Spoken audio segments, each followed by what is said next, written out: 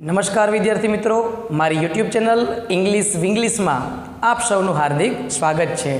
મિત્રો, આજનો વિડીયો એ ધોરણ 7માં જે અંગ્રેજી ભાષામાં નવું પાઠ્યપુસ્તક આવેલું છે એમાંનો યુનિટ નંબર 7 કે જેનું ટાઇટલ છે ટીમવર્ક. આ યુનિટની અંદર તમે જોશો તો અલગ અલગ જે સેક્શન આવેલા છે એમાંનો એક સેક્શન એટલે કે વોકેબ્યુલરી, શબ્દ ભંડોળ. આપણે આજે એની ચર્ચા કરવાની છે અને ઘણા બધા શબ્દો આપણે નવા શીખવાના, સમજવાના અને જાણવાના છે. તો અહીંયા તમે જોશો તો એક સુંદર મજાનો મોટો પઝલ આપેલું છે, બરાબર, અને નીચે એના કીવર્ડ્સ આપેલા છે. આ એક્રોસ અને ડાઉન. એક્રોસ એટલે કે આડી ચાવી, ડાઉન એટલે કે ઊભી ચાવી. તો આ કીઝને આધારે આપણે ઉપરનો પઝલ છે એ સોલ્વ કરવાનો છે. થોડુંક ઝૂમ આઉટ કરી નાખું જે તમને ક્લિયર બંને વસ્તુ દેખાય. ઓકે, તો તમે અહીંયા જોશો ને મિત્રો, તો સૌથી પહેલાં જે એક્રોસ છે એટલે કે આડી ચાવી છે, આપણે એની ચર્ચા કરીએ. આડી ચાવી એટલે કે એક્રોસ, બરાબર. તો એમાં પહેલાં આપ્યું છે આપણને પહેલું, the bird who flies in front, કે જે પક્ષી આગળ ઉડે છે એને શું કહેવાય છે? તો એને કહેવાય લીડર, એટલે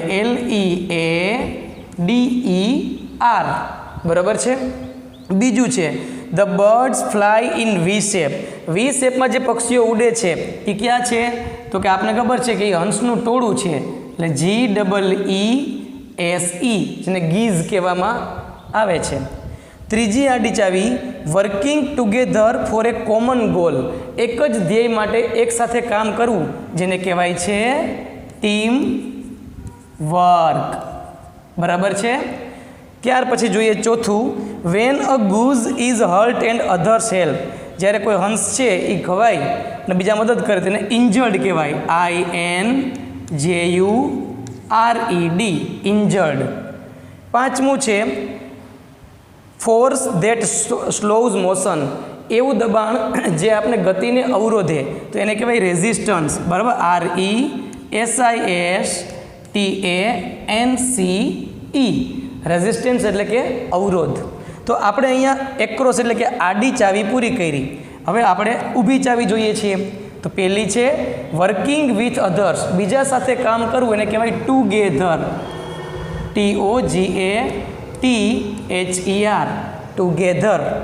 બીજું છે sound geese make to encourage the leader, જે હંસ બોલે છે અવાજનું કહેવાય ક્વેક, QUACK, ક્વેક. ત્રીજું આપ્યું છે આપણને, words or actions that give someone hope or confidence, એવા શબ્દો કે જે બીજાને વિશ્વાસ આપે એને કહેવાય છે એન્કરેજ, ENCOURAGE, એન્કરેજ. તો આ રીતે આપણે શું કર્યું? તો કે આખા પઝલને પૂરું કર્યું. કોને આધારે? તો કે નીચે આપેલી કીઝને આધારે. તો હવે ત્યાર પછીની આપણે એક્ટિવિટી તરફ નજર કરીએ મિત્રો. એના પછીની જે એક્ટિવિટી આપેલી છે આપણને, ખાલી જગ્યા છે, બરાબર. Choose and write the most appropriate option, કે સૌથી યોગ્ય આપણે ઓપ્શન પસંદ કરવાનો છે. તો અહીંયા આપણને જે આપેલી છે ખાલી જગ્યાઓ જોતા જઈએ. તો પહેલું છે ધ ગીઝ સો ગ્રેટ ખાલી જગ્યા વેન ફ્લાઇંગ ટુગેધર, જ્યારે સાથે ઉડે છે ત્યારે શું બતાવે છે? તો ઓપ્શન સી આવે, યુનિટી. બીજું છે વી નીડ ટુ ખાલી જગ્યા the responsibilities two finish the work. હવે નીડ ટુ આપ્યું છે ને, તો ટુ પછી હંમેશા ક્રિયાપદનું મૂળ રૂપ જ આવે, એટલે ઓપ્શન ડી આવશે, શેર. ત્રીજું છે the leaders job requires a lot of, લીડરની જે કામ છે એના માટે શું જરૂર પડે? પુષ્કળ સ્ટ્રેન્થની, એટલે કે તાકાત, એટલે ઓપ્શન બી આવશે.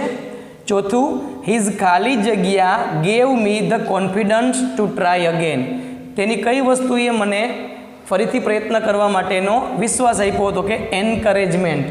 એન્કરેજમેન્ટ એટલે કે પ્રોત્સાહન, ઓપ્શન સી આવશે. તો અહીંયા આપણે આ 4 ખાલી જગ્યા પૂરી કરી. ત્યાર પછી તમે જોશો તો સી એક્ટિવિટી આપેલી છે, fill in the blanks with the most appropriate word from the brackets.